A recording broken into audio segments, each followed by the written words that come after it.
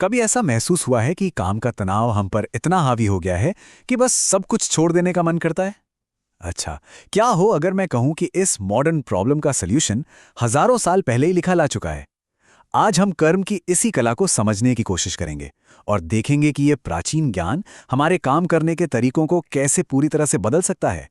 ये एक ना खत्म होने वाला चक्कर है ना? एक प्रोजेक्ट खत्म नहीं होता है कि अगले की चिंता शुरू हो जाती है। क्या ये सफल होगा? मेरे बॉस क्या सोचेंगे? देखिए, ये जो चिंता है ना, ये हमारे प्रोफेशनल जीवन का एक हिस्सा बन गई है। हम इसे नॉर्मल मानने लगे हैं। लेकिन इसकी असली जड़ क्या है? इसकी जड़ है हमारे काम के नतीजों से हमारा गहरा लगाव। चलिए आज इसी जड़ को थोड़ा और समझते हैं।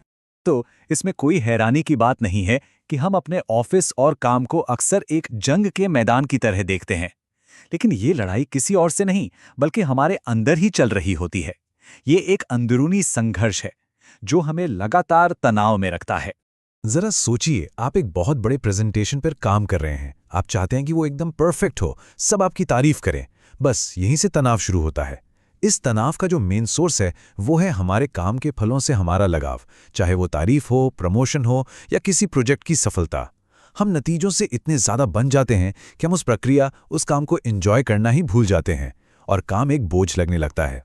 तो सवाल यह है कि इस चक्र को हम तोड़े कैसे? दिलचस्प बात यह है कि इसका जवाब एक प्राचीन ग्रंथ भगवद गीता में छुपा हुआ है। ये एक ऐसा पावरफुल आइडिया है जो आज भी उतना ही रेलेवेंट है जितना हजारों साल पहले था। ये जो शक्तिशाली संस्कृत श्लोक है, ये भगवद गीता के बिल्कुल केंद्र में है। ये सिर्फ एक कविता नहीं है, ये अपने आप में एक पूरा दर्शन है, एक रोड मैप है जो हमारे काम और उसके नतीजों के बीच के रिश्ते को पूरी तरह से बदलने का रास्ता दिखाता है।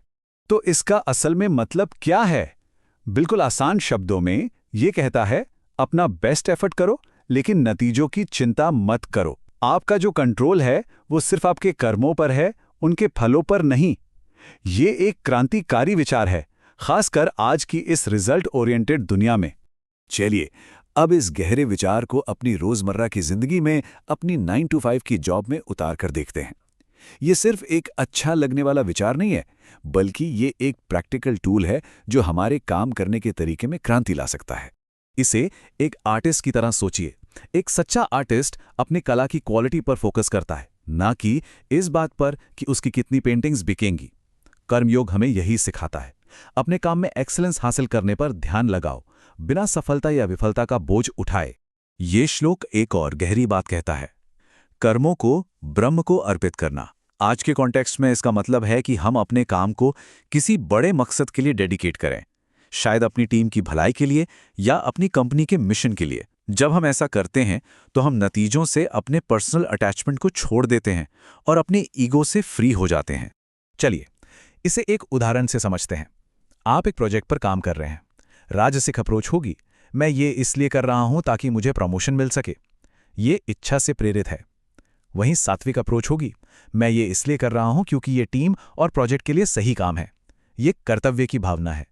सोचिए, मानसिकता में बस ये छोटा सा बदलाव आपके अनुभव और आपके काम की क्वालिटी दोनों को कितना बदल सकता है।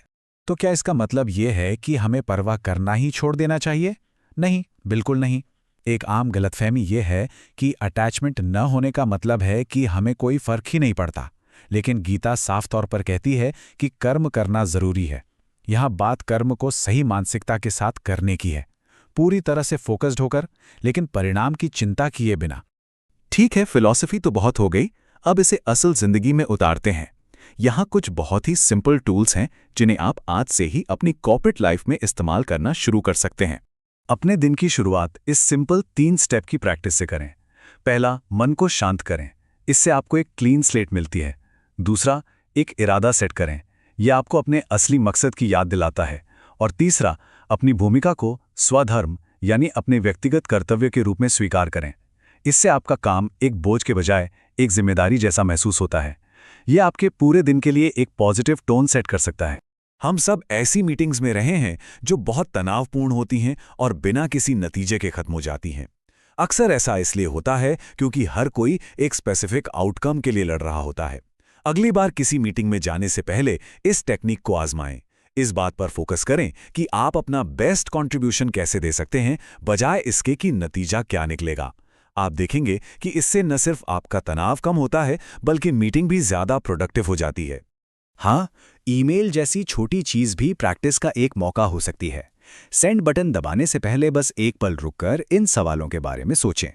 क्या मैं ये कर्तव्य की भावना से लिख रहा हूं या अपने ईगो को साबित करने के लिए?